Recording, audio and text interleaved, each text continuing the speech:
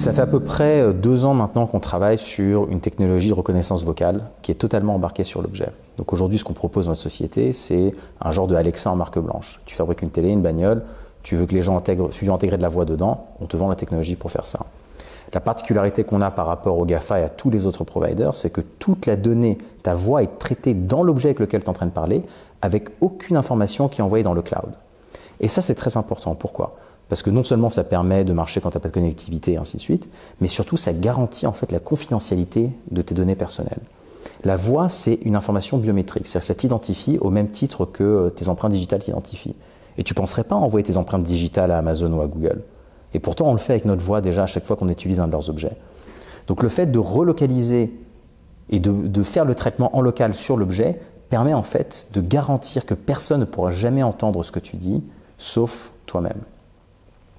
C'est un deuxième impact qui est très important, c'est que finalement ce qui pour nous au début était un choix éthique de faire du privacy by design est devenu en fait un avantage compétitif parce qu'avec justement le GDPR, aujourd'hui les entreprises qui veulent intégrer de la voix vont devoir se poser la question du consentement. Comment est-ce qu'on demande le consentement à 15 personnes quand on fait un dîner à la maison et qu'il y a un Google Home qui est en train d'écouter? Ce sont des questions en fait très très difficiles à répondre aujourd'hui qui sont dans une zone grise. Ce que nous on dit, c'est que quand on traite la donnée en local sur l'objet, on n'a aucun problème de compliance parce qu'on n'a même pas besoin de consentement, la donnée n'est jamais à l'extérieur de l'objet.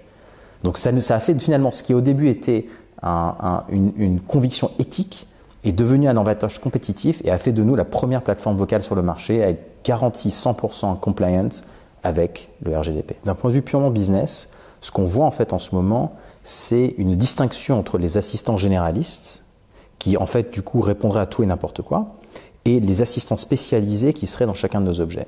Donc en fait tout ça pour dire c'est qu'on aura des Google Home et des Amazon Echo qui seront intégrés à nos objets, mais ta machine à café aura son propre assistant vocal, la voiture aura son propre assistant vocal, la machine à laver son propre assistant vocal. Pour une raison simple, c'est que ce ne sont pas les mêmes usages. De s'intégrer dans une plateforme externe, ce n'est pas pareil que d'offrir en natif dans l'objet finalement une interface vocale.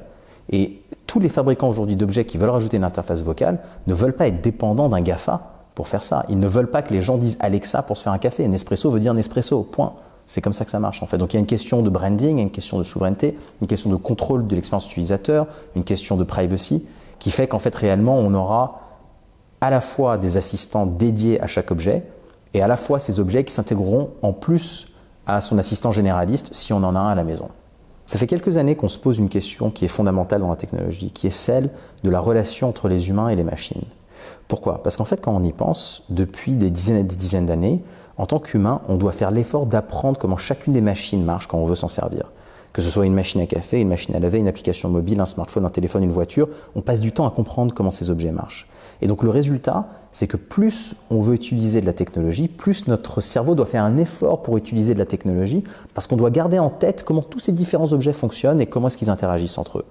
Et on arrive aujourd'hui globalement à un point de saturation où les gens n'en peuvent plus. On a des effets absolument terribles, où les gens créent des automatismes par rapport à la technologie, donc deviennent eux-mêmes des robots finalement, ou tout simplement décident de ne pas en utiliser, comme mon père qui refuse d'utiliser un smartphone comme moi je le fais. La solution en fait à ça, on est convaincu, c'est l'intelligence artificielle. Pourquoi ? Parce qu'en fait, si tous les objets autour de nous sont dotés d'une intelligence artificielle et qu'ils sont capables de communiquer avec nous comme on le fait en tant qu'humain, c'est-à-dire avec du langage, avec de la voix ou qu'importe, et ben du coup on peut directement demander ce qu'on veut à ces machines. On n'a plus besoin de comprendre comment elles fonctionnent. C'est-à-dire que d'interagir avec de la technologie devient totalement effortless, ça ne demande plus aucun effort cérébral. Et la conséquence de quoi, c'est ça ? La conséquence de ça, c'est quoi ? C'est premièrement, tout le monde qui peut parler peut utiliser la technologie de la même façon, donc on démocratise totalement l'accès à la technologie. Et deuxièmement, on la rend tellement intuitive et facile d'utilisation que finalement ça devient comme l'électricité, quelque chose qu'on a partout, mais auquel on ne pense même plus. Et c'est véritablement ça pour nous l'idée de l'intelligence artificielle, c'est de réussir à rendre la technologie tellement intégrée, tellement simple d'utilisation, tellement effortless qu'elle finit par disparaître en fait de notre conscience.